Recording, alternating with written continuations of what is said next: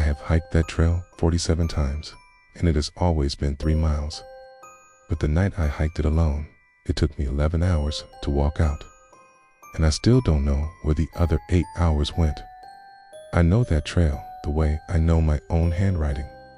Every route, every bend, every place where the canopy opens and you can see the ridge. I've hiked it in rain, in snow, in the dark, with a headlamp. It takes 50 minutes. It has always taken 50 minutes. I went in at 6 p.m. The light was still good. The air smelled like pine and wet earth. I was not afraid. I had no reason to be afraid. The first thing I noticed was that the trail bent left when it should have bent right.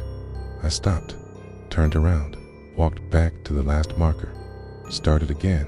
It bent left again. I am not someone who panics. Compass said north.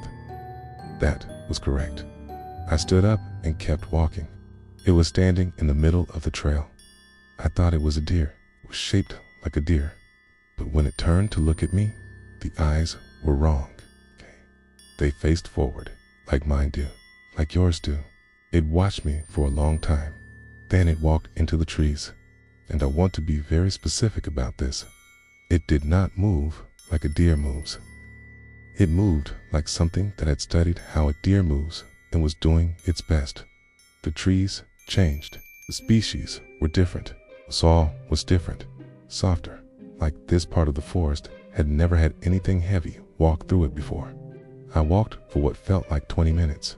3 hours had passed, suppressed, just past the edge of my headlamp. Something was walking with me, not following me. Walking with me, matching every step. I did not look at it directly. I already knew that looking directly at things out here was not something I wanted to do anymore. I did not run. I want to be very clear about that.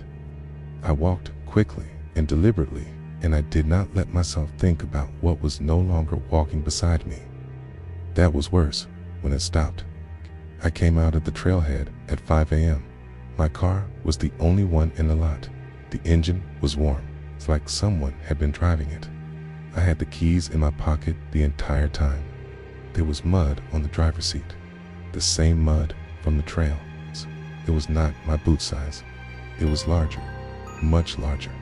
Appalachian folklore says the Wendigo doesn't chase you through the woods. It walks beside you. It learns your pace. It waits until you're far enough from anything familiar. And then, very quietly, it trades places with you. And you don't notice. Not right away. I have not gone back to that trail. But last week, my wife said I have been sleepwalking. Said I go to the back door and stand there in the dark for hours. She said, I never used to do that. She said, I come back to bed smelling like pine and wet earth. She said, my feet are always muddy. I don't know where the mud comes from. I don't own any boots that size.